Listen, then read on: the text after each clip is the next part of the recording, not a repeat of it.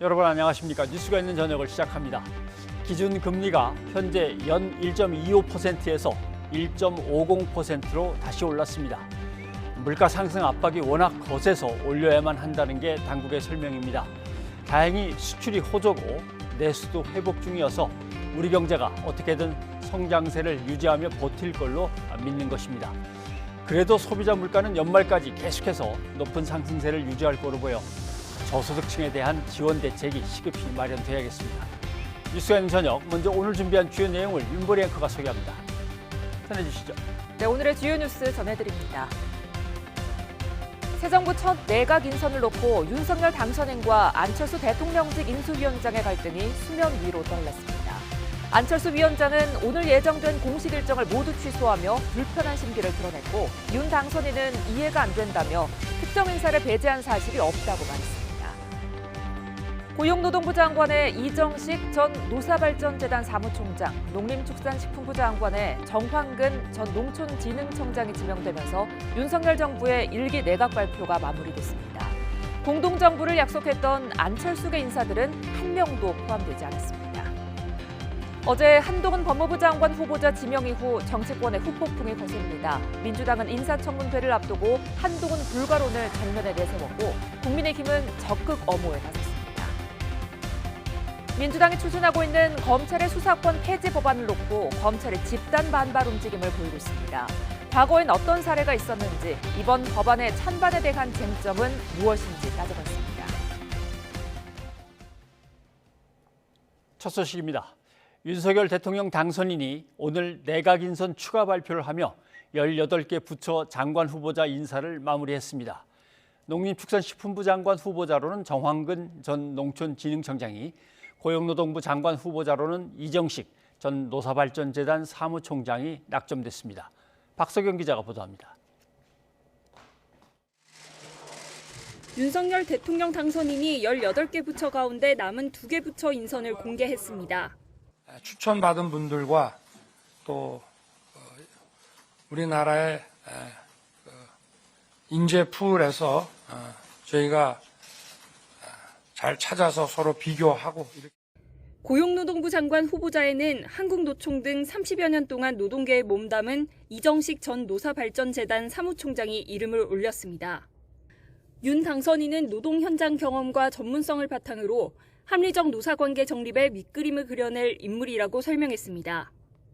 이 후보자는 극단적인 노사관계는 풀기 쉽지 않지만 청년 일자리 문제, 양극화 해소, 노동 사각지대 보호 등에선 공감대를 형성할 수 있다는 생각을 밝혔습니다. 노사 간의 신뢰를 토대로 해가지고 사회적 대화를 정부가 주도하기보다는 이렇게 촉진시키고 조정하고 자율적으로 할 수 있게끔 이렇게 하는 것이 바람직하다고 봅니다. 예. 농림축산식품부 장관 후보자로는 농림부 요직을 두루 거친 정황근 전 농촌진흥청장이 낙점됐습니다. 윤 당선인은 정 후보자가 농업정책 전반을 설계했다며 농업을 미래성장 산업으로 키워낼 적임자라고 소개했습니다. 정 후보자는 규제 일변도가 아닌 농지관리 약속과 함께 환태평양 경제동반자 협정 가입 추진 등에 대한 정부와 농업인의 충분한 상의를 강조했습니다.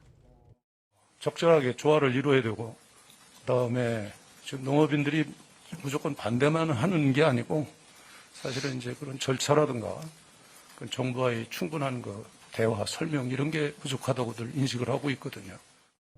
이로써 새 윤석열 정부의 18개 부처 초대 내각 인선은 모두 마무리됐습니다. 이제 공은 국회에서 열릴 각 후보자의 인사청문회로 넘어갔습니다. YTN 박석영입니다. 네, 이렇게 윤석열 정부의 초대 내각 인선이 마무리됐습니다. 그런데 역시나 안철수 인수위원장 측의 인사는 포함되지 않았습니다. 안 위원장은 만찬과 공식 회의에 잇따라 불참하면서 강한 불만을 표출했는데요. 이에 대해 윤 당선인은 특정 인사를 배제한 적이 없다며 이해할 수 없다는 반응을 보였습니다. 갈등이 극심해지는 양상입니다. 강희경 기자입니다. 윤석열 대통령 당선인이 2차 내각 인선을 발표한 직후 입을 굳게 다문 채 인수위 사무실을 떠났던 안철수 인수위원장. 네. 몸으로 마시지 마시고. 네네네. 가실게요. 네네네. 다음부터 일정이 있어요. 네네. 당일 저녁 잡혀있던 윤석열 당선인과의 분과별 보고와 만찬에 끝내 모습을 드러내지 않았습니다. 이튿날에도 안 위원장의 잠행은 이어졌습니다. 오전 10시 반 서울소방본부의 소방정책 현장을 방문할 예정이었지만 인수위에 불참을 통보했고 오후 2시 자신이 위원장을 맡고 있는 코로나 특위 회의에도 참석하지 않았습니다. 안 위원장이 코로나 특위 회의를 주재하지 않고 자리를 비운 건 이번이 처음입니다. 윤석열 당선인의 조각 인선에 대한 불만을 강하게 표출한 것이란 해석이 나옵니다. 실제 1, 2차 인선에 안 위원장 추천 인사가 모두 빠진 데 이어 마지막으로 발표한 추가 인선에도 안철수계는 역시 포함되지 않았습니다. 안 위원장은 종일 모습을 드러내지 않은 채 잠행에 들어갔는데 거취에 대한 고민에 들어갔다는 말도 나왔습니다. 인선 발표 기자회견에서 갈등과 관련한 질문이 쏟아지자 윤석열 당선인은 직접 입을 열었습니다. 우선 안 위원장에게 인선 과정을 모두 설명했다며 어느 특정 인사를 배제한 사실이 없다고 선을 그었습니다. 안 위원장과 만나거나 연락할 의향이 있느냐는 질문에는 즉답을 피하면서 그동안 아무 문제가 없었다, 이해가 되지 않는다는 표현들로 불편한 심기를 감추지 않았습니다.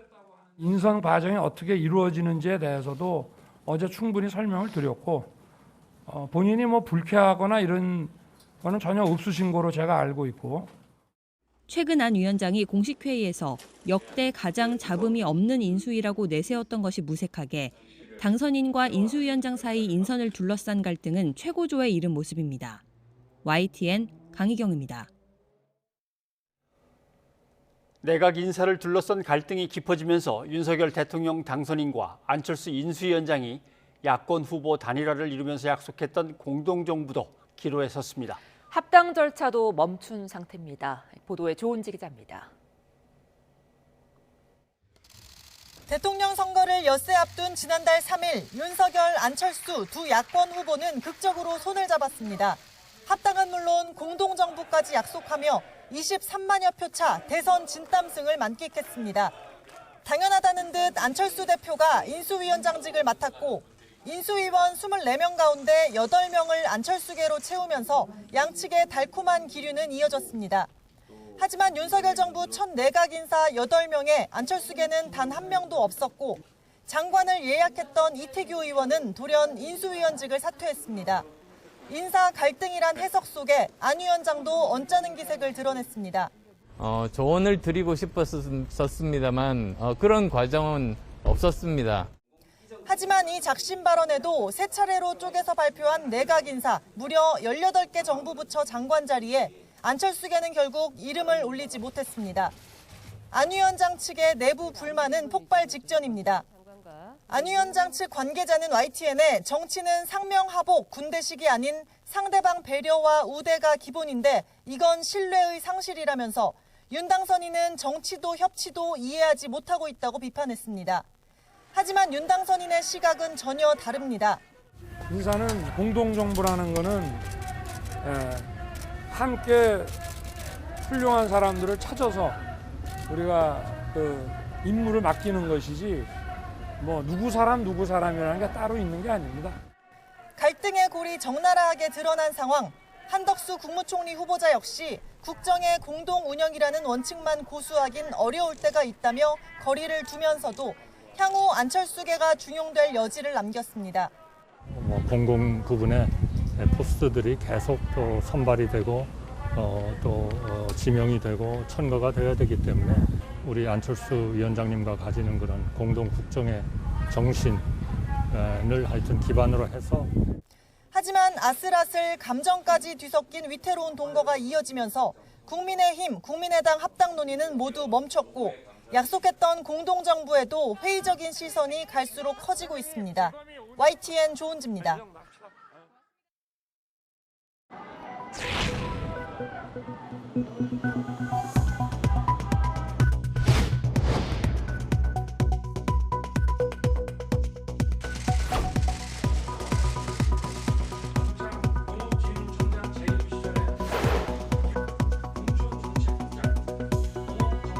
많은 분들로부터 전부 추천을 다 받았고 뭐 어느 특정 그 인사를 배제하거나 한 사실은 없습니다.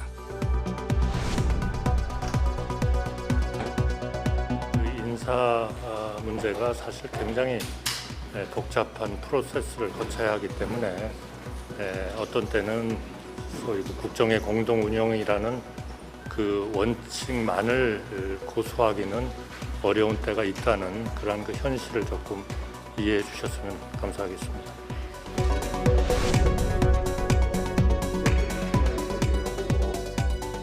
지난 월요일부로 사실 합당에 대한 이견은 거의 다 조율된 상태입니다. 그렇기 때문에 나머지 정치적 상황들은 저희는 잘 파악하지 않고 있고 국민의당 쪽에 최종 결심만 기다리고 있는 상황을 보시면 될 것 같습니다.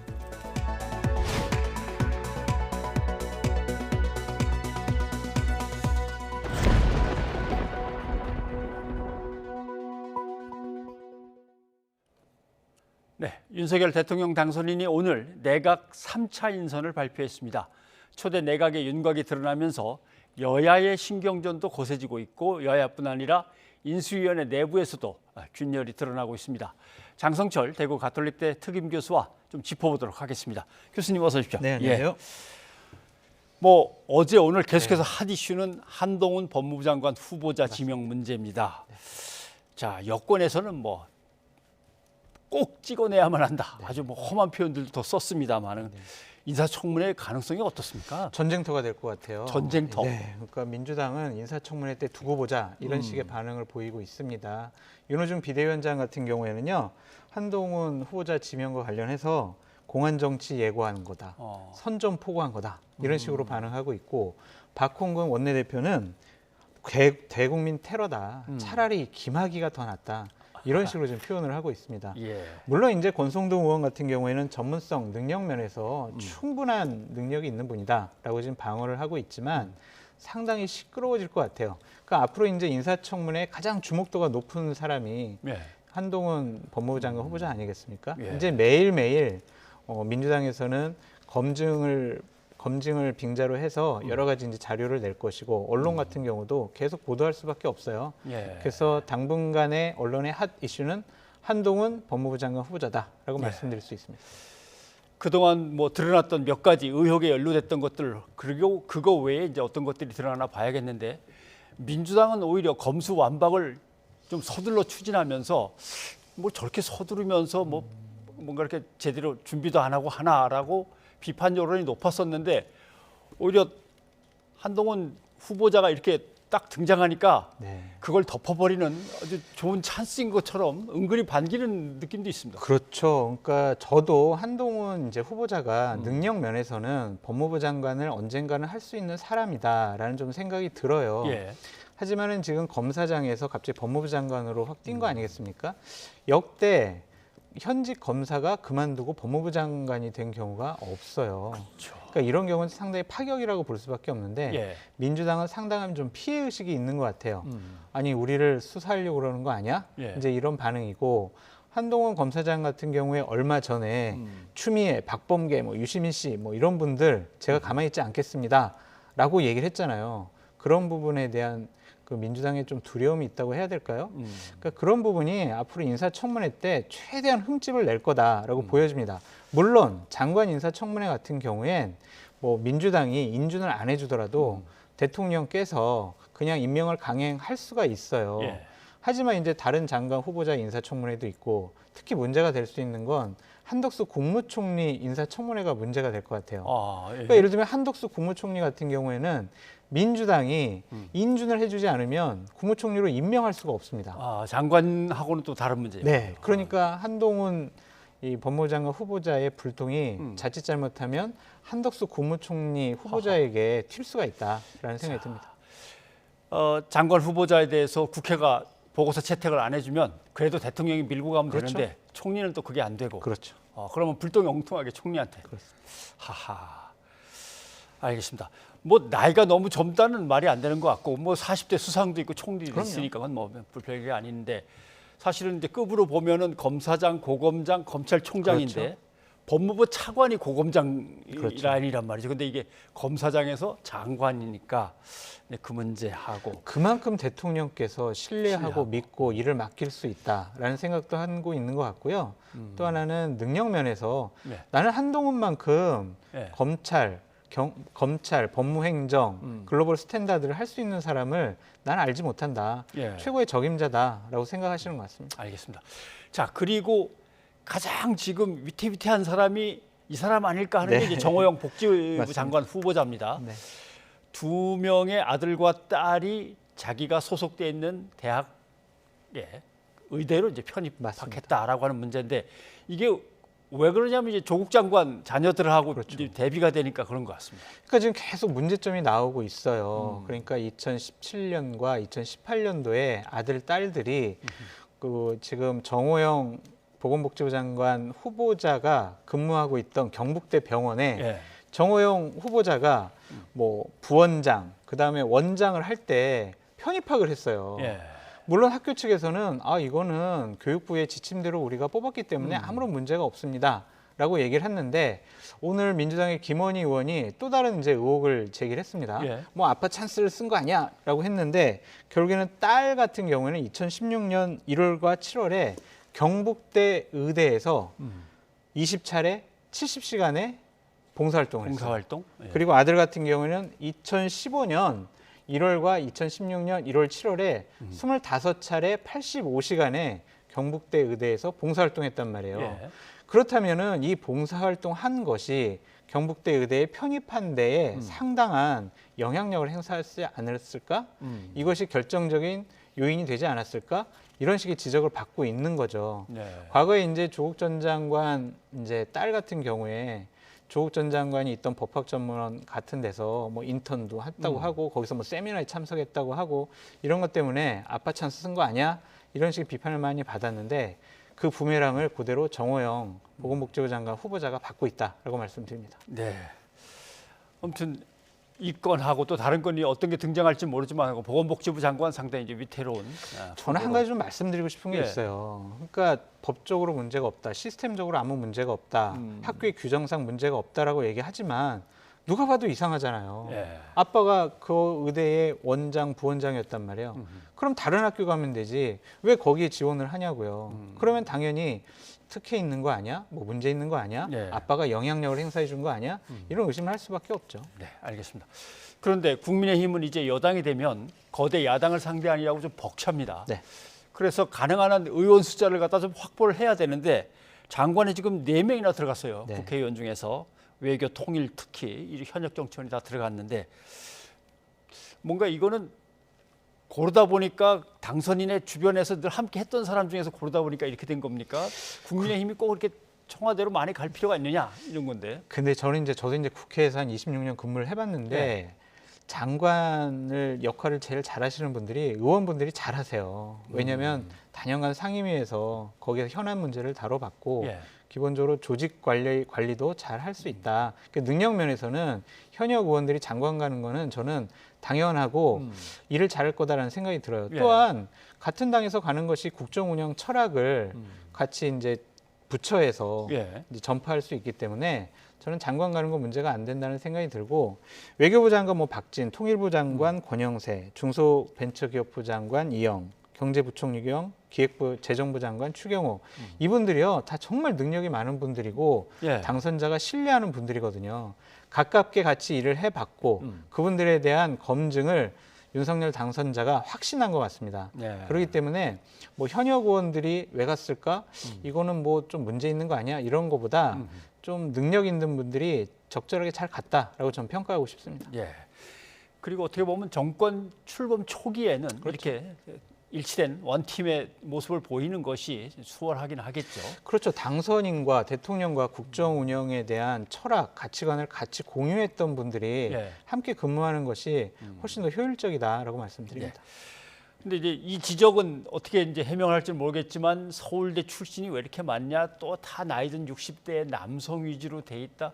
출신지도 결국 서울 아니면 영남 아니냐? 이제 이런 건데 항상 하다 보니까 그렇게 됐다. 좋은 사람을 뽑다 보니까라고 하는데 뽑다 보니 이렇게 너무 많이 쏠리면 일부러 한둘은 빼고 좀 배합도 하는 거 아닙니까? 그러니까 그런 점이 좀 아쉬워요. 그러니까 윤석열 당선인은 후보 시절부터 전문성, 능력, 내가 아는 범위에서 최고의 인재들을 모셔다가 쓰겠다라고 한 건데 공교롭게도 서울대 영남 남자분들이란 말이에요. 그러면은 서울대 아닌 사람은 능력이 없는 건가? 영남 아니면 인재가 없는 건가? 여성은 여성도 능력이 많은 분들이 있는데 이런 얘기가 나올 수가 있잖아요. 예.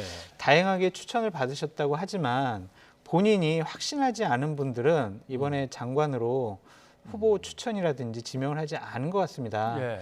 역대 정권에서는 집권 초기에는 항상 지역 할당, 여성 할당, 나이 그렇죠. 뭐 이런 것들을 얘기를 했었거든요. 근데 그런 부분이 좀 빠져 있고 후보자 시절에 30대 장관도 여러 명 볼 겁니다라고 또 약속하셨잖아요. 그 부분이 좀 안 지켜진 것이 좀 아쉬운 부분인데 일단은 당선인께서 이분들과 함께 국정 운영을 해보고 싶다라고 했으니 인사청문회에서 그렇게 큰 결격 사유가 나오지 않는다면 이분들은 장관으로 임명될 것이고 어떤 배려나 할당 없이 능력 위주로 이분들을 장관으로 임명을 했기 때문에 성과를 내면은요 저런 지역 할당, 여성 배려 이거보다 그래 이번에 윤석열 당선인이 능력과 전문성을 갖고 장관을 지명을 하고 임명을 한 것이 오히려 나라를 위해서는 잘 되지 않을까라고 평가를 받을 수 있을 것 같아요. 그러니까 한번 지켜봐야 될 것 같아요. 이 부분은. 만약 이분들이 일을 잘 못하면은 거봐 지역 할당도 안 하고 여성도 배려 안 하고 전문성 데려다 쓴다며 왜 일을 못해? 이런 식 비판 받을 수밖에 없잖아요. 좀 지켜보시죠. 그리고 총선이 있으니까 이분들은 이제 또 돌아와야 됩니다. 그렇죠. 그 다음에 인선에서 또 이제 뭐 한번 2차 인선에서 뭐가 또 생길 수도 있는 거죠. 맞습니다. 그리고 3차 인선까지 끝나면서 역시 이제 제일 문제가 된 게 아니 공동정부 한다면서 왜 안철수 국민의당 대표 쪽 사람들이 이렇게 안 보이느냐. 더군다나 인수위원장을 맡고 계신데 이건데 한번 얘기들 좀 들어보죠. 예. 추첨하면 다 받아야 됩니까? 자격이 있거나 검증을 통과해야 되잖아요. 국민의당이든 아니면 뭐 안철수 뭐 저기 대표든 또 뭐 제3자든 우리 당 인사든지 간에 누구든지 추천한 사람들 중 많은 분들이 검증해서 탈락을 하거나 혹은 본인의 의사를 확인해 보니까 본인이 아니라는 분들이 안 하겠다는 분들이 계시기 때문에 그 과정에서 필터링이 되고 있는 것이라서 추천했는데 안 받아들여졌다. 추천했는데 검증해 보니까 안 되는 건 어떡합니까? 경제 쪽은 다 JP한테 저민련 쪽이 줬었잖아요. 그런가 했더니 뭐 그냥 완전히 지금 거의 팽당한 모습 아니에요. 지금까지 조각에서 한 명도 없잖아요. 그 고민이 지금 깊어지겠죠. 이거 뭐 합당을 해봤자 가서 뭘 할까 싶어요. 예. 참, 이제 저런 게 문제라면 당선인 쪽에서 나온 얘기는 공동정부란 좋은 사람을 함께 찾아보자는 거지 놓고서 밥만 나눈다든가 뭐 띄워준다든가 이런 뜻은 아니지 않냐라고 하는데 글쎄요 꼭 그렇게 해석을 해야 될지 모르겠지만 나눠 가져야 되는 거 아닙니까? 그렇죠. 공동정부 한다 그러면? 윤석열 당선인 측의 해석은 공동정부라는 개념에 대한 이해가 좀 다른 것 같아요. 그러니까 틀렸다는 것이 아니라 보통 공동정부라면요. 자 장관 몇 자리씩 다 나눠 가져가지고 그분들이 함께 공동정부를 운영하는 것. 그것이 공동정부지. 아니, 추천받았는데 저 사람들은 능력이 안 되는 것 같아. 전문성 없는 것 같아. 그러니까 저 사람들 다 배제. 18명 다 안 돼. 공정하게 심사해서. 그렇죠. 그거는 이제 하나의 명분일 텐데요. 좀 아쉬워요. 처음에 이제 후보 시절에 단일화를 하면서 공동정권 운영하겠다, 공동정부 운영하겠다, 국정 철학을 같이 공유하겠다 그런 약속을 하셨잖아요. 당시 안철수 위원장은 문서화 왜 안 했습니까? 각서 왜 안 썼습니까? 그랬더니 그게 뭐가 필요합니까? 종이 쪼가리 필요 없습니다. 그냥 신뢰가 중요합니다. 약속이 중요합니다. 라고 얘기했거든요. 안철수 위원장 지금 후회할 것 같아요. 그러니까 지금 윤석열 당선인 측에서 얘기하는 것은 안철수 위원장 당신 없어도 나 혼자 국정 운영할 수가 있어 라고 하는 것 같아요. 그러니까 이 부분은 윤석열 당선인 측에서 약속을 좀 안 지킨 부분이 있다라는 좀 생각이 듭니다. 당선인 입장에서는 충분히 설명을 했고 알아서 다 알아들으시고 이해를 하는 것 같았는데 그런 심정이 아닐 것 같은데라고 한다면 한번 좀 들어보시죠. 뭐 어느 특정 그 인사를 배제하거나 한 사실은 없습니다. 안철수 위원장으로부터 추천을 받았고요. 또 제가 이 인선 과정이 어떻게 이루어지는지에 대해서도 어제 충분히 설명을 드렸고 본인이 뭐 불쾌하거나 이런 거는 전혀 없으신 거로 제가 알고 있고 저하고 얘기를 할 때는 그렇게 안 하시고 또 본인이 속으로는 어떻게 생각하시는지 그거는 제가 알 수 없습니다만은 우리 기자분들 얘기하시는 게 저는 좀 이해가 안 되는 측면이 있습니다. 기자들이 왜 이렇게 갈등이 불거지고 골이 깊어진다고 얘기하는지 조금 이해가 안 간다고 이제 당신의 얘기고. 그런데 안 위원장이 일정 하나를 갖다가 참석 안 했다 그러면 뭐 개인적인 일이 있으니까 안 했겠지, 불만 때문에 그런 건 아닐 거야라고 할 수 있는데 줄줄이 취소하고 안 가니까 분명히 뭔가 있긴 있는데 또 안철수 위원장도 가끔 돌발 행동을 하는 양반 아닙니까? 네. 근데 오늘도 출근을 안 했고 어제도 당선인과의 만찬 자리도 참석을 안 했습니다. 그렇다면은 뭔가 문제가 있어서 고민하고 있다, 거취를 고민하고 있다, 이렇게 평가해 볼 수밖에 없어요. 어제와 오늘 집중적으로 보도가 많이 나왔잖아요. 안철수 위원장이 불만이 많은 것 같아요. 본인이 추천한 인사들이 아무도 지금 장관 후보자가 안 됐습니다. 그러니까 이 부분에 대한 불만을 얘기를 했는데 그 부분도 대통령 당선인께서는 아니 우리는 설명 다 했는데 왜 저런 행동하는지 솔직히 좀 이해가 안 간다, 그런 뜻으로 좀 말씀을 하셨는데 때린 사람은요. 그 잘 몰라요. 맞은 사람은 아프고 상처인데 때린 사람은 잘 모릅니다. 그래서 이 부분요, 저는 자꾸 그냥 서로 뭐 언론을 통해서 문제 제기를 하거나 아니면 해명을 하지 말고요. 두 분이 만나셨으면 좋겠어요. 그렇죠. 당선인과 안철수 위원장 만나셔가지고요. 그동안 섭섭했던 거 아니면 오해가 있었던 부분들을 두 분이 직접 풀어야지 이게 좀 다른 사람이 해명하고 항의하고 이래서는 해결되지 않을 것 같고요. 자칫 잘못하면 첫 단계부터 공동정권 운영 출발이 불가능해지지 않을까라는 생각도 좀 듭니다. 아까도 잠깐 보셨지만 저쪽에서는 김기현 전 원내대표가 발언을 했고 이쪽에서 인터뷰한 걸 찾다 보니까 유인태 전 총장이 나왔단 말이죠. 사실 국민의당 사람이 나와서 할 말 다 하고 이게 스피커가 있어야 되는데 지금 역할을 하는 사람이 없어서 다 사라졌어요. 사라졌어요. 지금 이태규 의원 같은 경우에는 뭐 코로나 걸려서 지금 집에서 칩거를 하고 있지만 전화를 지금 꺼놨답니다. 그래서 기자들 전화도 다 받지 않고요. 지금 인수위에도 안철수 위원장 측의 대변인도 있는데 그분들이 다 지금 입을 다물고 있습니다. 그래서 이 부분만큼은 지금 상당히 자칫 잘못하면 갈등이 증폭될 수가 있다. 만약 내일 안철수 위원장이 저 인수위원장 못하겠습니다. 그치 말이죠. 그렇게 얘기를 하면요, 이거 처음부터 상당히 모양새가 이상해지거든요. 그래서 오늘 밤이라도 두 분이 좀 대화했으면 좋겠다라는 생각이 듭니다. 알겠습니다. 자, 오늘 여기까지 듣겠습니다. 장 교수님 고맙습니다. 감사합니다.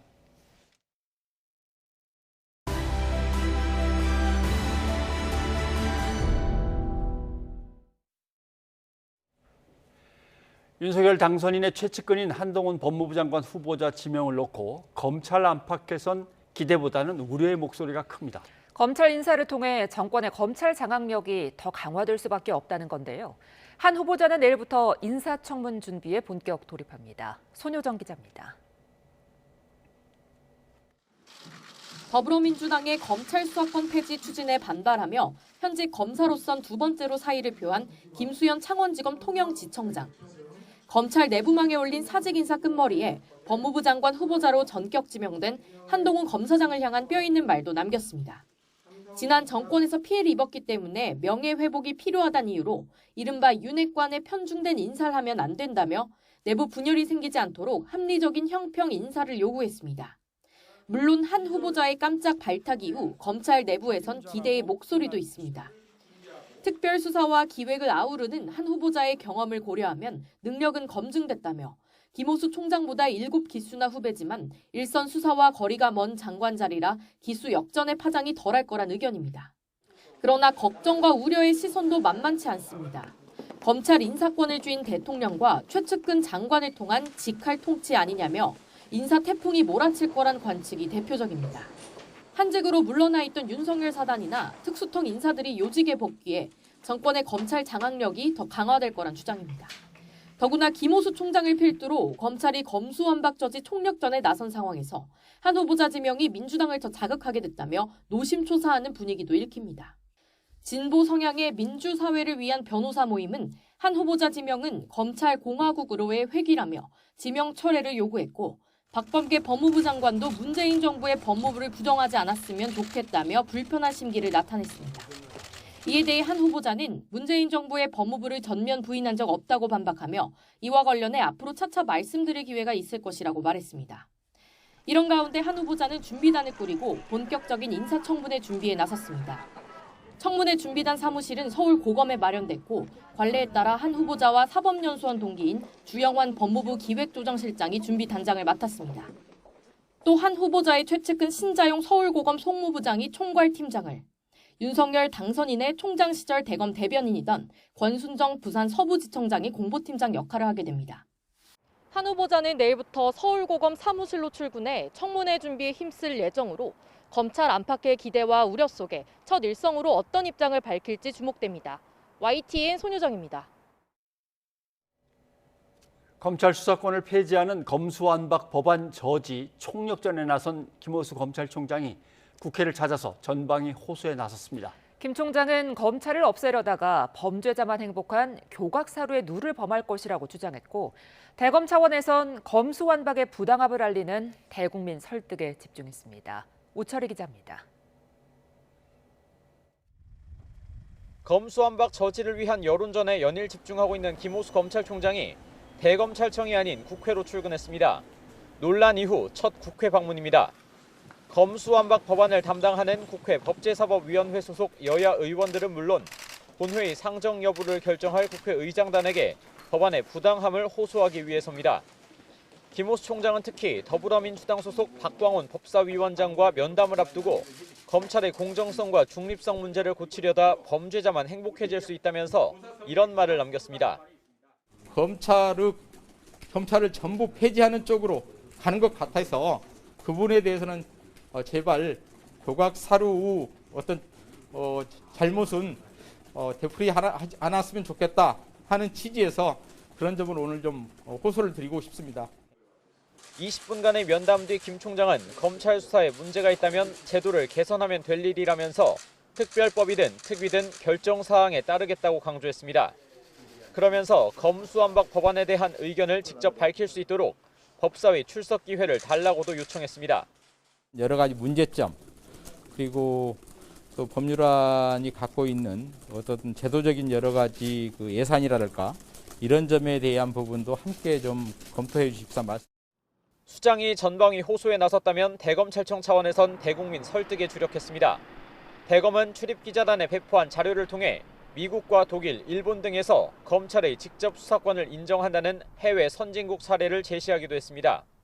전국 검찰청의 주요 부패 사건을 지휘하는 문홍성 반부패부장도 기자실을 찾아 검수완박 법안이 통과되면 대장동과 산업부 블랙리스트, 삼성 웰스토리 등 국민적 의혹이 집중된 사건 수사가 중단되는 황당한 상황이 벌어질 것이라고 지적했습니다.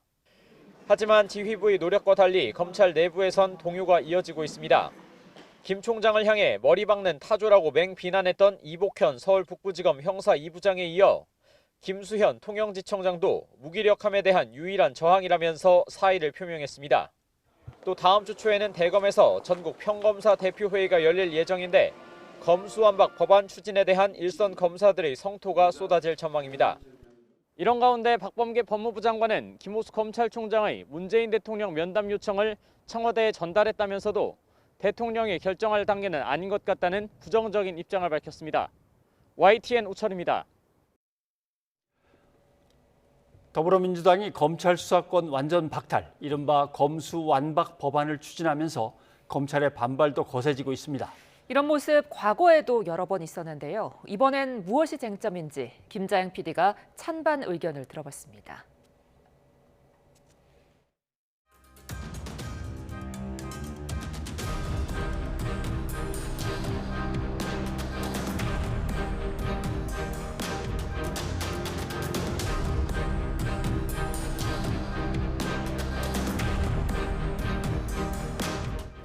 필사즉생의 각오로 법안이 입법이 진행되는 국회 그리고 저를 임명해 주시고 또 법안에 대해서 공포와 또 재의결 요구권을 갖고 계시는 대통령님 최선을 다해서 호소하고 요청드리도록 하겠습니다.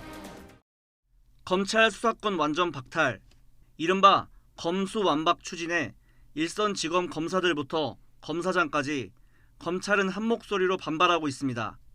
검찰 간부 2명이 항의 표시로 잇따라 사의를 표명했고 평 검사들도 오는 19일 대검에서 이에 대한 대응책을 논의하는 평검사 회의를 개최하는 등 집단 행동에 나서고 있습니다.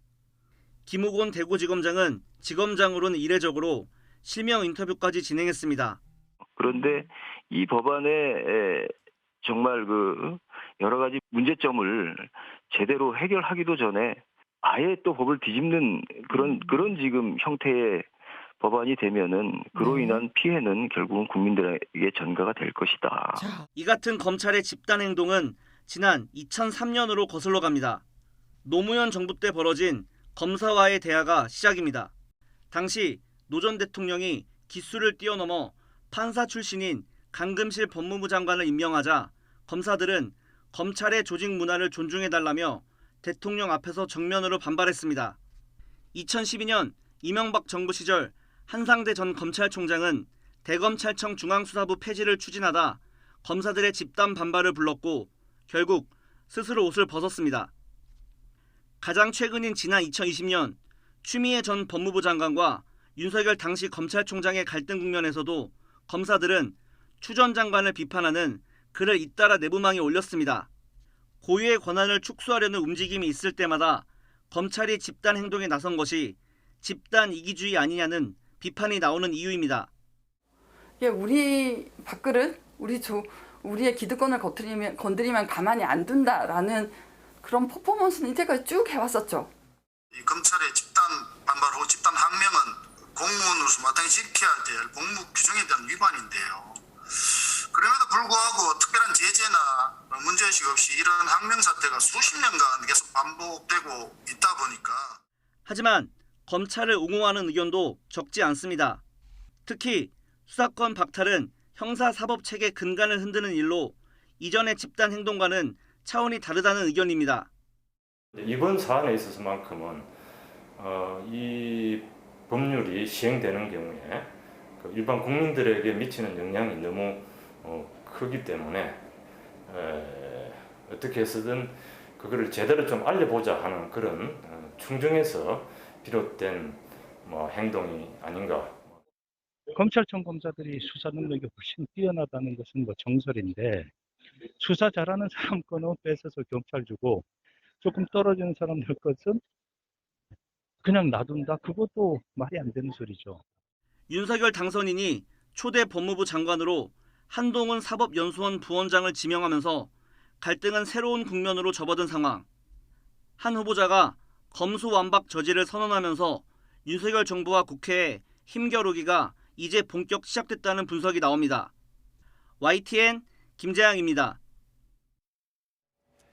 윤석열 정부 초대 법무부 장관의 한동훈 사법연수원 부원장이 지명되면서 법조계가 술렁이고 있습니다. 또 민주당이 추진하고 있는 검찰의 수사권 폐지 법안에는 어떤 영향을 미칠지 장윤미 변호사와 관련 내용을 짚어보겠습니다. 어서 오십시오. 네, 안녕하세요. 자, 통상 이제 서울중앙지검장을 하든지 아니면 지역에 가서 고검장을 하든지 아니면 대검의 간부를 쭉 맡다가 검찰총장을 하고 법무부 장관을 간다든가 이런 코스가 있는 건데 서울중앙지검장도 하지 않고 바로 장관으로 뛴다. 그러니까 물론 이제 7기수나 위에 있는 검찰총장을 건너뛰는 건데 지금 내부 분위기는 어떻게 감지가 됩니까? 일단 정치적인 어떤 해석 이런 걸 다 떠나서 검찰 내부도 상당히 술렁이는 것은 맞는 것 같습니다. 말씀해 주신 대로 사실상 기수가 27기로 김호수 검찰총장이 20기입니다. 그러니까 검찰총장과 법무부 장관의 어떤 기수 역전이 일어난 게 한 7, 8번째 정도로 사실상 좀 이례적인 인사 발탁임에는 좀 부인할 수 없는 부분이 있고요. 때문에 통영지청장이 오늘 사직의 의사를 밝히면서 물론 민주당이 추진하는 검수완박에 대한 문제 제기도 했지만 사실 검찰 인사와 관련해서 이른바 윤핵관으로 채워지면 안 된다라는 어떤 그런 우려의 목소리들 그러니까 윤석열 당선인의 최측근이자 신복이라고 거론되는 한동훈 검사장이 사실상 파격 인사 조치가 됐다. 법무부 장관으로서 검찰은 기본적으로 검사 동일체 원칙이 있었고 좀 도제식으로 업무를 익히는 그런 구조가 있다 보니까 아마 줄사표가 있지 않겠느냐 이런 전망도 나오고 있습니다. 한 7기수 미친 후배가 검찰총장으로 올라온다면 검사들이 줄줄이 옷 벗고 나가야 되지만 그래도 저쪽에 법무부 장관으로 갔으니까 꼭 검사들이 그렇게까지 할 필요가 있는가 하는 생각도 한편으로 들고 또 한 후보자의 얘기는 아니 이제 그런 경력 때문에 뭐를 못 맞고 기수문화는 이제 그렇게 강하지 않지 않냐고 얘기를 하는데 한번 좀 들어보시죠. 네. 예. 대한민국은 이미 여야 공히 20, 30대 대표를 배출한 진취적인 나라입니다. 제가 지금 거의 50이 됐고 그리고 공직 생활에서 이 분야에서만 20년 넘게 근무를 했습니다. 이런 정도 경력을 가진 사람이 나이나 경력 때문에 장관직을 수행하지 못할 만한 나라는 아니라고 생각하고요. 그리고 기수문화는 국민의 입장에서는 철저히 아주 지엽적인 겁니다. 자, 한 후보자 얘기는 기수문화는 국민의 입장에서 보면은 그렇게 중요한 것도 아닌데라고 하지만 자, 검찰 입장에서 네. 검사들은 진짜 줄줄이 사표를 낼 것 같습니까? 일단 법무부 장관이라는 자리는 검찰총장과는 좀 다르게 정무직 공무원이다. 그렇죠. 이렇게 평가를 받기 때문에 예. 기수 문제와 관련해서 검찰총장으로 임명됐을 때와는 좀 기계적으로 다른 게 아닌가라고 하는데 사실 뭐 여러 여건에서 이야기 나오는 것으로 봐서는 그 당시에 윤석열 서울중앙지검장이 본인이 이제 검찰총장으로 영전을 하면서 예. 후임자와 관련해서 건의하기를 한동훈 검사장을 굉장히 적극 추천했다라는 또 이런 전언들이 나오고 있습니다. 예. 그렇다면 뭔가 굉장히 능력을 높이 평가했다라고 볼 수 있는 부분도 있지만 이 윤석열 당선인으로서는 본인이 직접 겪어보고 실제로 검증을 한 이 능력이란 게 본인 기준에서 부합했을 때 이 기수 파괴를 좀 단행하는구나라고 보여지는 부분도 있고 이런 부분이 물론 순기능과 또 뭐 안 좋은 부분이 양존하겠지만 이 부분과 관련해서는 그렇다면 이 다른 검사들은 일선에서 어떻게 평가를 할 것인가 이른바 특수통 그리고 재벌을 겨냥하고 전 정권 그리고 권력을 겨냥했던 수사에 있어서는 탁월하지만 이렇다면 정무직 공무원 자리인 법무부 장관으로 가서 국회와의 또 협치도 이뤄내야 되는 부분이 있고 인사에 대해서도 사실 공정 중립성을 좀 담보해야 되는 그런 엄중한 책임을 맡고 있는 상황에서 적절한 인사냐에 대한 어떤 물음표가 제기되고 있고 특히 민주당이 이 부분에 대해서 문제 제기를 많이 하는 것 같습니다. 네. 장제원 비서실장이 뭐라고 설명했냐면 법무부 장관 임명은 칼 대신 펜을 쥐어준 거다. 이렇게 얘기하면 좀 이렇게 뭐랄까요? 그 날카로움이 이렇게 좀 수그러드는 걸로 본인은 인식했는지 모르는데 우리 같은 사람들은 펜이 더 무섭고 네. 또 하나 펜을 손에 쥐어준 거다라고 하니까 인사권이라든가 이런 걸 막 휘두른다는 뜻으로 들리기도 하고 또는 대통령의 명령이 바로 법무부 장관을 통해서 검찰총장한테 가는 이런 느낌들. 네. 장 비서실장이 설명 좀 잘 못한 것 같은데 어떻게 보세요? 어떻게 될 것 같아요? 일단 장제원 비서실장은 그런 취지인 것 같습니다. 이를테면 한동훈 검사장이 이른바 여권 그리고 문재인 정부에 대한 어떤 비판을 굉장히 숨기지 않고 굉장히 적극적으로 의견 개진을 해왔었습니다. 예. 그런데 일선 수사를 담당하는 이를테면 서울중앙지검으로 가던가 아니면 뭐 수원지검장 이야기도 나왔었는데 수원지검은 이른바 대장동과 관련해서 수사를 할 수 있는 그런 관할을 갖고 있는 기관 아니겠습니까? 그렇다면 오히려 더 오해를 살 수 있으니 이 어떤 정무 그리고 검찰 행정, 뭐 출입국 관리나 교정 행정 업무를 담당하는 법무부 장관으로 간다는 건 이를테면 수사 일선에서는 빠지는 부분이다. 그렇다면 칼 대신 어떤 펜을 쥐어줬기 때문에 정권을 겨냥한 수사를 할지 이런 부분에 대해서는 의심을 가질 필요가 없다라는 취지로 설명을 한 것 같습니다. 다만 법무부 장관이란 건 검찰 업무와 관련해서 보자면 인사권을 행사할 수 있는 부분이 있습니다. 그렇다면 이 전 정권을 향한 수사와 관련해서 어떤 검사들을 어떻게 배치하는지 인력을 보강할지 이런 부분과 관련해서는 본인이 책임을 지는 그런 지위에 있다 보니까 수사가 과연 공정 중립적으로 이루어질 수 있을 것인가 국민들이 앞으로 지켜보실 것 같고 오히려 또 김건희 여사와 관련된 수사도 지금 계류 중인 부분이 있어서 이런 부분을 어떻게 또 처리할지 여부가 한동훈 검사장이 법무부 장관이 된다면 또 지켜볼 하나의 잣대가 될 것 같습니다. 민주당은 아마 이런 시각도 있는 것 같아요. 예를 들어서 법을 만들어서 검찰이 갖고 있는 수사권을 갖다 전부 다 회수해서 다른 기관한테 넘겨줬다. 그러면 이제 검찰이 수사를 못하겠지 했는데 법무부 장관은 상설특검을 또 운영할 수 있으니까 그럼 상설특검으로 지난 정권에 대한 이런저런 것들을 뒤져본다든가 그럼 이게 뭐냐? 결국은 다 노림수가 있는 거 아니냐. 민주당의 걱정은 이거 같은데 이게 현실성이 있는 얘기입니까? 현실성이 저는 있다라고 봅니다. 처음 임명이 돼서 기자들과의 질의응답을 갖는 과정 중에서도 기자들이 그런 부분을 좀 많이 물어봤습니다. 윤석열 당선인과의 굉장히 친밀한 관계 플러스 정치적인 어떤 편향에 대한 우려가 있는 부분 어떻게 할 것이냐라고 하면서 이른바 대장동 특검, 대장동 수사와 관련한 입장을 물었더니 그 부분은 현 상황에서 경솔하게 답변할 수 없다라고 좀 조심스럽게 언급을 했지만 수사를 안 하겠다든지 염려 말라는 취지의 답변은 하지 않아서 그 가능성을 닫아놓진 최소한 않았습니다. 그렇다면 법무부 장관이 실제로 됐을 때 본인이 행사할 수 있는 권한 중에 상설특검을 직권으로 발동해서 진행될 수 있도록 하는 권한이 있습니다. 물론 단서가 붙긴 합니다. 국회에서 제대로 논의가 이뤄지지 않고 어떤 정치적인 중립성과 관련해서 검사가 수사를 하게 됐을 때 좀 국민적인 신뢰를 얻기 어려운 그런 사건에 한해서 법무부 장관이 할 수 있다라고 하지만 이런 단서 자체가 비교적 좀 추상적인 부분이 있어서 실제로 상설특검을 발동한다면 이것이 뭐 정부나 권력을 향한 수사로 좀 펼쳐질 가능성은 있다. 그렇기 때문에 사실 국민의힘 내부에서도 이재호 상임고문 같은 경우에는 이번 인사 상당히 좀 황당하다. 사실 검찰을 직할 체계로 가져가겠는가 아니겠느냐라는 또 우려의 목소리도 내부에서 나오는 그런 상황입니다. 네. 사실은 그동안은 통상 검찰 출신, 어떨 땐 뭐 검찰 출신이 아니고 일반 법조계에서 간 수도 있습니다만은 민정수석으로 가서 청와대에서 민정수석이 검찰을 갖다가 단속하기도 하고 대통령의 뜻을 전달하기도 하고 또는 법무부 장관을 통해서 뭐 연락을 갖다 주고받고 해서 민정수석, 법무부 장관, 검찰총장 이렇게 이제 서로 견제도 하면서 맞물려 돌아갔는데 민정수석은 이제 없앤다고 하니까 없어지는 거고 검찰총장과 법무부 장관, 대통령이 남는데 대통령과 법무부 장관이 워낙 일체화돼 있다면 야 이거 검찰이 법무부 장관의 지휘를 막 받는 거 아닌가?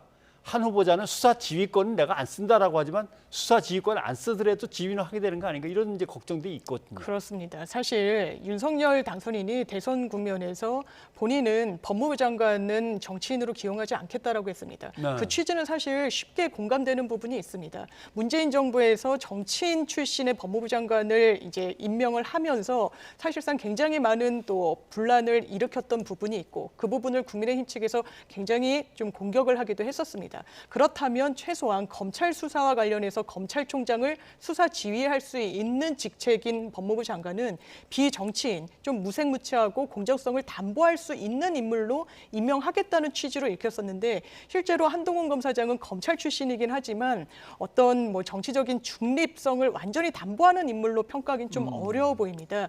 그렇기 때문에 또 윤석열 당선인과의 관계, 특히 관련 행정소송이 있었습니다. 윤석열 당선인이 징계 2개월을 받았을 때 부당하다라고 행정소송에서 다투는 과정에서 재판부가 한동훈 검사장 감찰 사건을 무마한 부분은 상당히 좀 좋지 않다라는 취지로 판결을 하면서 징계 2개월은 가볍다라고 또 설시한 부분도 있었습니다. 이렇게 일체화되어 있고 특수관계인 관계를 좀 상정해봤을 때 수사지휘권을 행사하지 않는다라고 해서 그것이 좀 공정성을 담보할 수 있는 하나의 수단이 될 것인지 그 부분은 좀 지켜봐야 될 것 같습니다. 자, 사실 발등에 불 떨어진 사람은 또 김호수 검찰총장입니다. 밑에 검사들과 검찰 직원들의 이제 어떤 불만이나 아니면 원성이 자자할 테고 그걸 받아서 정치권에 가서 이제 얘기를 해야 되는데 검찰이 수사를 제대로 못하고 공정성이 없다면 그 부분을 어떻게 보완할 건지를 법을 만드시면 따르겠지만 다 가져간다고 하는 거는 다른 문제 아닙니까? 해서 오늘 박광원 법사위원장도 만나고 요청을 한 것 같은데 뭐 검찰총장이 이렇게 국회에 뛰어들어가서 호소를 하고 다니는 건 좀 이례적이죠? 굉장히 이례적이고 사실 검찰이 아는 다른 부처나 외청이라면 좀 상상하기는 어려운 장면이 아닐까라는 생각이 듭니다.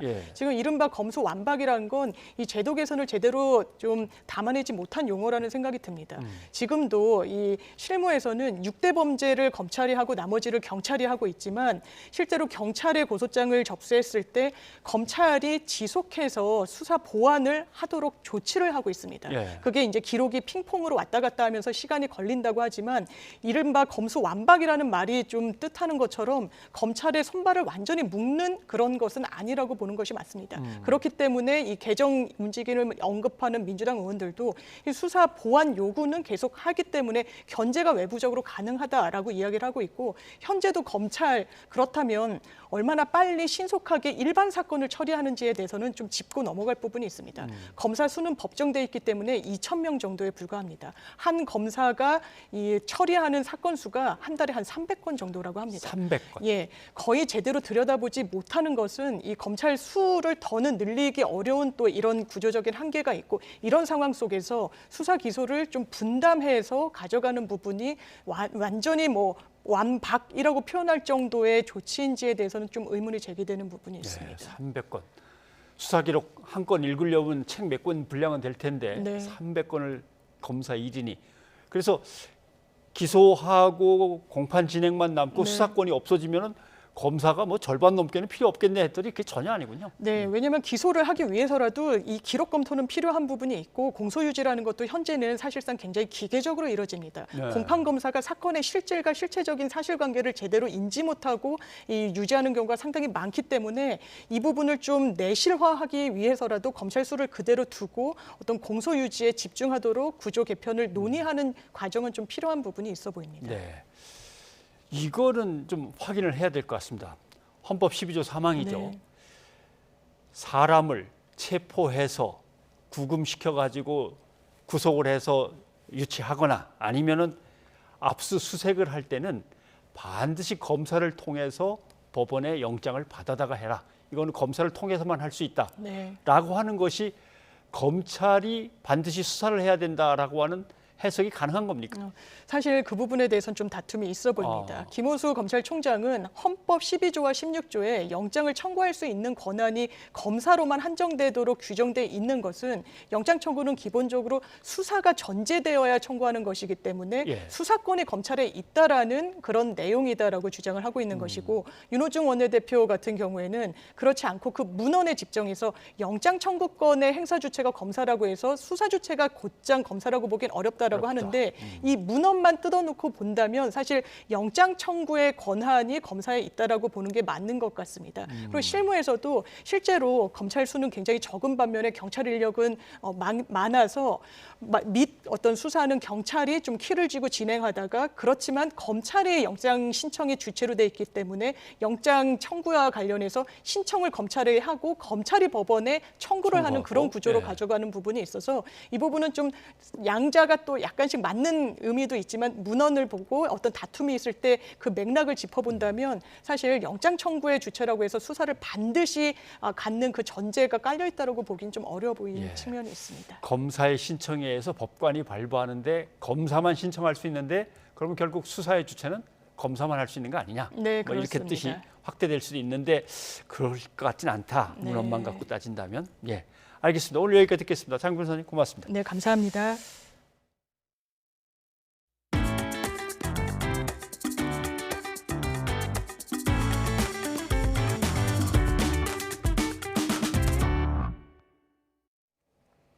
한국은행 금융통화위원회가 기준금리를 1.25%에서 1.5%로 올렸습니다. 최근 물가 상황이 심상치 않다는 판단에 따른 건데 전문가들은 연말까지 2차례 정도 더 인상될 것으로 보고 있습니다. 이동우 기자입니다. 한국은행 금융통화위원회가 기준금리를 연 1.25%에서 1.5%로 0.25%포인트 인상했습니다. 코로나와 우크라이나 사태 등에 따른 경기회복 지연 우려에도 기준금리를 높인 건 심각한 고물가 때문입니다. 지난달 소비자 물가지수는 1년 전보다 4.1%나 올랐는데 4%대를 기록한 건 지난 2011년 이후 10년여 만입니다. 소비자 물가에 선행하는 지표인 수입물가지수도 1년 만에 35.5%나 올랐습니다. 석탄과 석유 제품이 70% 넘게 폭등한 영향이 컸습니다. 물가 오름세가 당초 전망보다 크게 높아질 것으로 예상되는 점과 금융 불균형 위험에도 계속 유의해 나갈 필요성이 있다는 점을 고려하여 또 코로나 이전 2.5%였던 기준금리를 0.25%까지 내렸던 미국이 다음 달 한꺼번에 0.5%포인트 높일 가능성이 커졌다는 점도 영향을 미친 것으로 보입니다. 미국이 기준금리를 빠르게 올리면 국내에서 자금이 빠져나가거나 원화의 가치가 떨어질 수 있어 선제 대응에 나섰다는 겁니다. 앞서 한국은행은 코로나19 대응을 위해 지난 2020년 5월 역대 최저인 0.5%로 기준금리를 낮췄습니다. 이후 고물가 대응 등을 이유로 지난해 8월과 11월, 지난 1월, 그리고 이달까지 0.25%포인트씩 모두 4차례 인상을 단행했습니다. 전문가와 시장은 연말까지 2차례 정도 기준금리가 더 인상될 것으로 전망하고 있습니다. 시장에서는 평균적으로 벌써 이번에 금리 인상을 하셨기 때문에 3분기 내지 4분기 정도에 각각 한 번씩 금리를 더 올려서 올해 연말에는 기준금리가 2% 내외가 될 것으로 예상을 하고 있습니다. 하지만 기준금리가 너무 빨리 오를 경우 불안정한 경제에 충격을 주고 취약계층의 이자 부담이 가중돼 금융 전반이 부실해질 수 있다는 우려도 제기되고 있습니다. YTN 이동호입니다. 이틀째 10만 명대 확진자가 나온 가운데 방역당국은 코로나19 유행 정점을 완전히 지났다고 평가했습니다. 다만 백신 접종 이후 시간이 지나 면역력이 떨어진 고령층의 감염 우려가 크다며 4차 접종을 거듭 당부했습니다. 이형원 기자입니다. 신규 환자는 이틀째 10만 명대로 전날보다 4만여 명, 일주일 전 같은 요일과 비교하면 7만 명 넘게 줄었습니다. 주간 하루 평균 확진 규모로 보면 전반적인 감소세를 더 쉽게 확인할 수 있습니다. 지난달 셋째 주 평균 환자는 40만 5천 명에 육박해 정점에 달했는데 이달 첫째 주는 21만 명대로 46% 줄었습니다. 특히 이번 주 평균 환자는 16만여 명으로 지난 2월 말과 비슷한데 정점 때와 비교하면 60%나 급감했습니다. 이를 근거로 방역당국은 유행 정점을 완전히 지나 감소세가 계속되고 있다고 평가했습니다. 유행 감소세의 위중증 규모도 지난달 7일 이후 38일 만에 1,000명 아래로 내려왔습니다. 위중증 환자의 최고치는 지난 3월 31일 1,315명이었고요. 유행 감소세에 따라서 앞으로도 더 계속 줄어들 것이라고 예상하고 있습니다. 다만 60살 이상 고령층 비중이 높은 점은 부담입니다. 실제로 신규 확진자 가운데 60살 이상 비중이 20%가 넘습니다. 주간 추이로도 증가세가 확인돼 이달 첫째 주 평균 20%를 넘어섰습니다. 이런 탓에 숨진 환자가 300명 넘게 늘었는데 60대 이상 고령층이 95%에 달합니다. 오늘부터 이들에 대한 4차 접종을 시작한 이유인데 방역당국은 피해 최소화를 위해 백신을 맞아달라고 당부했습니다. 또 3차 접종 후 4개월이 지나가면서 위중증 환자가 증가할 위험이 있습니다. 신종변이, 또 유전자 재조합 변이가 계속 보고되고 있고 재감염 사례도 증가하고 있어 경각심을 유지하는 것이 필요합니다. 한편 정부는 일상 회복을 위한 의료체계 정비와 코로나19 등급 조정을 포함한 포스트 오미크론 대응 전략을 내일 발표할 방침입니다. YTN 이영훈입니다. 우크라이나의 젤렌스키 대통령이 지난 11일이죠. 우리 국회에서 화상 연설을 했습니다. 그러면 국회의원이 한 300명 되니까 한 200명 넘게 참석을 했어야 되는데 한 60명 정도 참석을 했고요. 뭐 언론들이 봤다는데 모르겠습니다. 휴대폰 만지작거리고 노는 사람에 도는 사람도 있는 것 같더라라고 하는 얘기입니다.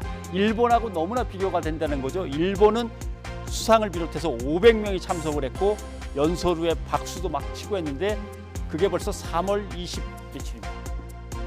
일본은 바로 우크라이나 대통령을 초청했는데 우리는 눈치 보느라고 늦게 했죠. 또 약간 다른 건 있습니다.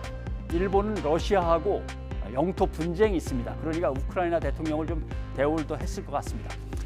자, 우리 국회가 이렇게 부실했다는 걸 CNN 등 주요 외신들이 이런 모습을 소개하면 어떡하나 했는데 이런 모습은 빼고 젤렌스키 대통령이 한국의 6.25 전쟁을 언급한 얘기를 하면서 거기에 초점을 맞춰 보도를 했다고 합니다. 그래서 다행이다 싶었습니다.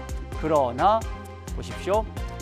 자, 러시아 교수 아르티움 누킨이라고 하는 국제관계학 러시아 연방극동대학교 교수가 킹크랩 값이 러시아에서 수출하는 킹크랩 값이 떨어졌다는 것은 엄청나게들 보도하고 관심을 갖더니 우크라이나 대통령이 도와달라고 호소연설하는데 그렇게 국회의원들이 관심을 안 갖냐라고 야단을 쳤고요. 또 프랑스의 앙뚜안 본다즈라고 하는 학자인데 북한의 현대사를 전공하는 연구원입니다. 한반도 종전을 외치더니 막상 전쟁으로 어려움을 겪고 있는 우크라이나 대통령 연설은 무관심하더라. 자, 어떻게 보면 참 부끄럽고 함께 반성할 일입니다. 언론 보도에 대해서도 자성을 촉구하는 지적이 있었는데 그것도 한번 보겠습니다. 민주언론 시민연합 이사인 한신대 최은경 교수가 비판을 했었는데요. 우리 언론들이 우크라이나 전쟁을 보도하는데 보니까 현장에 직접 전쟁터에 가서 취재하는 건 거의 없더라. 통신 인터뷰가 대부분. 또 전쟁터에 거리가 먼 국경 지역의 피난민 쪽만 계속해서 소식을 전하지 다른 나라 특파원들처럼 현장으로 가지 않더라. 그 다음에 주로 CNN, BBC, 가디언만 계속 인용을 하더라. 결국 영국과 미국 거만 인용을 하는 거죠. 아니면 독립언론인이나 현지인들을 주로 체크를 하더라. 직접 취재한 게 없다는 얘기입니다. 자, 취재 보도 과정 외에 기사 내용에 대한 비판도 있습니다. 볼거리 위주로 전쟁을 갖다가 구경시켜주는 태도로 보도를 하더라. 공영방송이 유튜브로 이런 걸 하다가 혼났죠. 그 다음에 일부 국가의 관점만 비판 없이 따라하더라.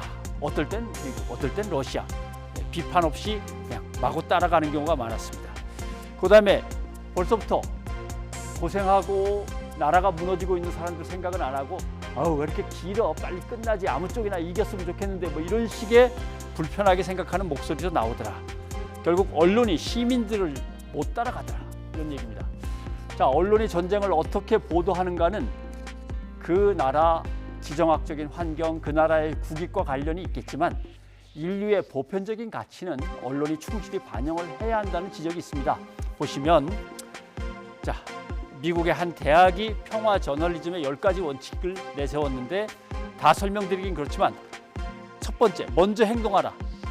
지역 국제 분쟁이 있으면 먼저 갈등의 원인을 탐구하고 해결책이 뭔지를 세계의 언론들이 먼저 자꾸 보도를 하면서 전쟁이 안 나도록 해야 되는 거 아니냐 이런 얘기입니다. 그다음에 우리, 그들, 좋은 나라, 나쁜 나라 이렇게 바로 둘로 쪼개지 마라 이런 얘기도 있고요. 다들 전쟁 때는 선전을 하죠. 그 선전을 빼고 사실에 집중하라. 양측의 목소리를 다 듣고 특히 권력자들이 아닌 소외된 사람들, 작은 나라의 목소리도 좀 들어라 이런 지적도 있고요. 그다음에 맥락을 잘 설명하고 도대체 어떻게 될 건지 좀 신중하게 보도를 해라라고 하고 그다음에 잘못된 거는 용감하게 반박하라 이렇게 지적을 합니다. 변상욱의 앵커 리포트였습니다.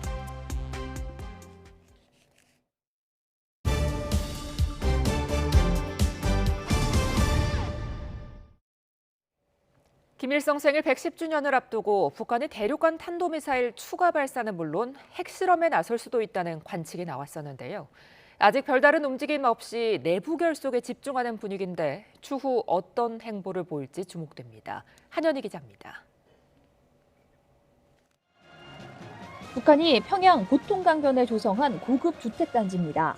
김정은 국무위원장은 직접 준공식을 찾아 집안 곳곳을 살펴보고 우리에게도 낯이 익은 조선중앙TV 간판 아나운서 리춘희와 노동신문 논설위원 등에게 새 집을 선사했습니다. 우리 수령님께서 자신의 저택이 철거된 대신 그뜰 안에 애국자, 공로자들의 행복 넘친 보금자리가 마련된 것을 아시면 만족해하실 것이라고.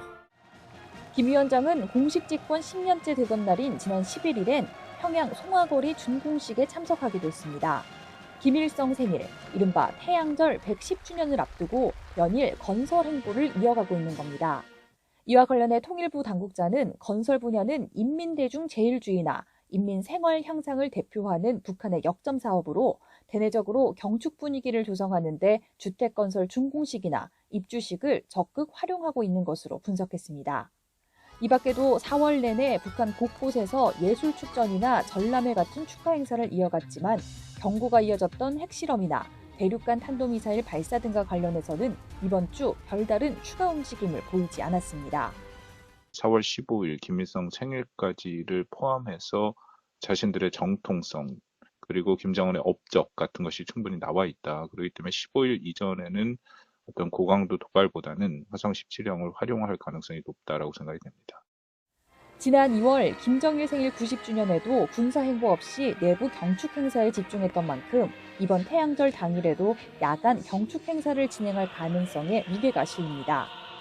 하지만 태양절은 군사행동 없이 넘어가더라도 25일 인민군 창건 90주년이 있는 만큼 북한이 도발할 가능성은 여전히 열려 있습니다.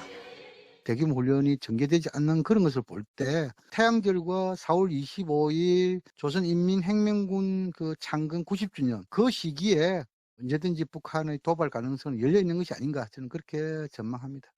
이런 가운데 동해에 진입한 미 해군 에이브러햄 링컨 항공모함에 원인철 합참의장이 승선하는 등 한미 최고의 장성들이 회동했습니다. 이 자리에서 한반도 전술에 대한 토의도 한 것으로 알려졌지만 별도의 대북 메시지는 내지 않았습니다. YTN 한현입니다. 미국이 핵 추진 항공모함을 동해로 보내 4년 5개월 만에 대북 군사 압박에 나섰습니다. 북한의 ICBM 발사와 핵실험 움직임에 대한 경고 신호인데 과연 효과를 낼 수 있을까요? 과거 사례는 어땠는지 강정규 기자가 되짚어봤습니다. 움직이는 군사기지. 미 해군 7함대 항모전단이 동해에서 위용을 드러냈습니다. 북한의 ICBM 화성 17형 발사와 7차 핵실험 움직임에 보내는 경고 메시지입니다. 지난 2017년 이후 4년 만에 다시 꺼내든 미국의 군사 압박 카드. 과연 통할까요? 4년 전 김정은과 트럼프 두 스트롱맨이 부딪혔을 때를 되짚어 보겠습니다. 당시 미국 독립기념일에 맞춰 북한이 ICBM 화성 14형을 쏘아 올리자 미국은 죽음의 백조 B-1B 전략폭격기를 동원해 무력 시위에 나섰습니다.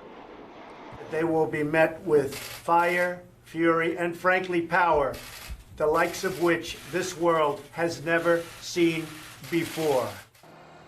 북한은 지지 않고 미국의 태평양 군사 거점인 괌에 대한 위협 사격으로 맞받아쳤습니다.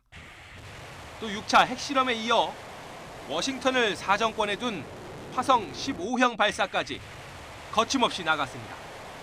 오늘 비로소 국가 핵무력 완성의 역사적 대역, 로켓 강국 위협이 실현되었다고 긍지 높이 선포하시었다. 이른바 전략적 인내로 북한을 무시해온 민주당 오바마 행정부 때도 비슷한 일이 있었습니다. 2013년 3차 핵실험 이후 미군이 B-2 스텔스 폭격기를 한반도 상공에 처음 출격시키자 북한은 무수단 미사일을 이리저리 옮겨다니며 괌 포격 태세를 이어갔습니다. 미국은 북한의 오판을 우려해 ICBM 시험 발사를 미루고 먼저 대화의 손을 내밀었습니다. President Obama ordered a number of exercises not to be undertaken. I think we have lowered our rhetoric significantly, and we are. 결국 두 사례 모두 상대적으로 잃을 게 적은 북한의 벼랑 끝 위협이 통한 셈입니다. 소극적 정세 관리 위주인 바이든 행정부의 관심을 끌기 위해서라도 북한은 이번에도 미국과 강대강 대치를 마다하지 않을 걸로 보입니다. YTN 강정규입니다. 러시아군이 주요 병력을 우크라이나 동부 돈바스 지역으로 옮겼지만 곳곳에선 오늘도 포성에 그치지 않았습니다. 남부 마리우폴에는 격렬한 공방이 이어졌고 흑해 러시아 순양함 폭발을 두고는 화재와 격침이란 상반된 주장이 이어졌습니다. 이승훈 기자입니다. 거칠게 밀려온 러시아군은 떠났지만 그렇다고 공격마저 그친 건 아닙니다. 우크라이나 제2의 도시 하르키우엔 하루 50발이 넘는 로켓이 쏟아졌습니다. 생존을 위해 모아둔 것들은 하루아침에 잿더미가 됐고 포탄이 남기고 간 자리엔 민간인 사상자가 속출했습니다. Видим попытки диверсий и нанесения ударов украинскими войсками по объектам на территории Российской Федерации. Если такие случаи продолжатся, то вооруженными силами Российской Федерации будут нанесены удары по центрам принятия решений. 한 달이 넘는 공방전이 막바지로 치닫는 남부 마리우폴입니다. 러시아군은 우크라이나 해병을 몰아내고 항구를 탈환했고 천여 명의 포로도 잡았다고 주장했습니다. 하지만 현장의 아조 부대는 저항은 아직 끝나지 않았다고 말합니다. Все, що сьогодні відбувається в місті, той факт, що 90% інфраструктури зруйнувала Російська Федерація, бомбардувала лікарні, бомбардувала бомбосховища, вбивала мирне населення міста Маріуполя. 흑해 선단을 이끄는 러시아 순양함의 위성 사진입니다. 이 거대한 군함이 폭발에 휩싸였는데 우크라이나군은 미사일로 격침한 거라고 주장했습니다. 하지만 러시아는 탄약고 폭발로 심각한 손상이 나긴 했지만 단순 화재라고 맞섰습니다. 동부 대공세를 앞둔 양측의 불안한 소모전과 선전전에 세계의 걱정도 커지고 있습니다. YTN 이승훈입니다. 어제 바이든 미국 대통령이 푸틴 러시아 대통령을 겨냥해서 우크라이나에서 제노사이드, 즉 집단 학살을 자행하고 있다고 비난했죠. 바이든 대통령이 집단 학살을 처음 거론해 화제가 됐지만 오늘 백악관은 느낀 점을 말한 것이라며 한 발 물러섰습니다. 마크롱 프랑스 대통령 역시 러시아와 우크라이나 국민은 형제 같은 사이므로 제노사이드라는 표현을 쓰는데 주의해야 한다며 조심스러운 반응을 내놨지만 트리도 캐나다 총리는 제노사이드라는 용어를 사용하는 것이 절대적으로 옳다고 지지했는데요. 이처럼 제노사이드라는 용어에 각국이 술렁이는 이유는 이 단어가 단순한 표현을 넘어서 유엔 협약상 국제적 대응을 불러올 수 있는 법정 용어이기 때문입니다. 제노사이드는 인종이나 종족을 뜻하는 그리스어 제노스와 죽이다라는 뜻의 라틴 단어 사이드가 더해져 만들어진 단어로 독일 나치의 유대인 학살을 계기로 1948년 150개국 이상의 서명의 유엔 협약으로 승인됐는데요. 협약에 따르면 제노사이드는 국가나 민족, 인종, 종교 집단을 파괴할 의도를 가진 범죄 행위로 국제사회의 개입을 의무화하고 있습니다. 즉 러시아의 우크라이나 침공이 국제사회에서 제노사이드로 규정될 경우 국제사회 대응이 뒤따라야 하기 때문에 자칫 군사 개입으로도 이어질 수 있어 각국 정상들은 조심스러울 수밖에 없는 거죠. 하지만 실제 제노사이드로 규정이 된다 할지라도 거기엔 상당한 시간이 걸릴 것으로 보입니다. 가장 최근에 규정된 제노사이드인 미얀마 군부의 로힝야족 폭력 사태를 보면 지난 2017년에 벌어진 일이 2022년 올해 3월에야 제노사이드로 규정돼 약 5년의 긴 시간이 걸렸습니다. 트럼프 정부 시절 미중 갈등 속에 미얀마가 중국 쪽으로 기울 수 있다는 우려 때문이었죠. 그러니까 제노사이드 규정 역시 국제 정세가 얽혀 있어서 각국의 셈법이 달라지는 건데요. 양국의 꽉 막힌 협상과 국제사회의 복잡한 셈법 속에 전쟁의 참사는 커지고 있습니다. 뉴스가 있는 저녁 윤보리입니다.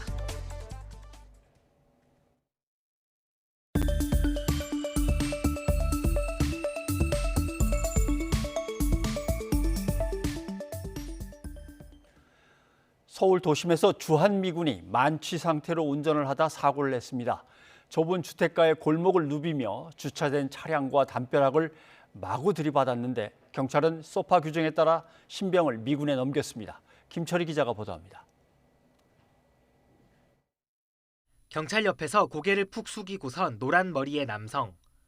바로 앞에는 찌그러진 차량 한 대가 멈춰 서 있습니다.